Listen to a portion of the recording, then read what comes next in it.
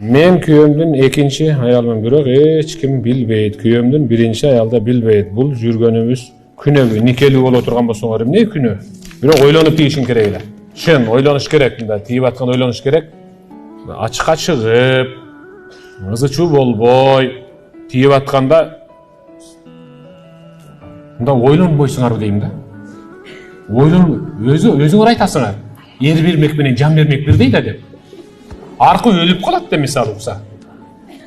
Ошого азыр эми өлтүрбөй, башында эле өлтүрүп коюшуңар керек болчу. Мен тийген атам, тиейинби, тийбейинби деп эле. Анан ал айтат, кой, тийсең өлүп калам мен, кой. Тийбей эле койгун. Болду.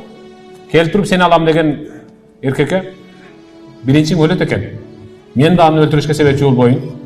Сен ошо менен бактылуу жашай бер деп. Силерге купуя келет, ага ашкере барат.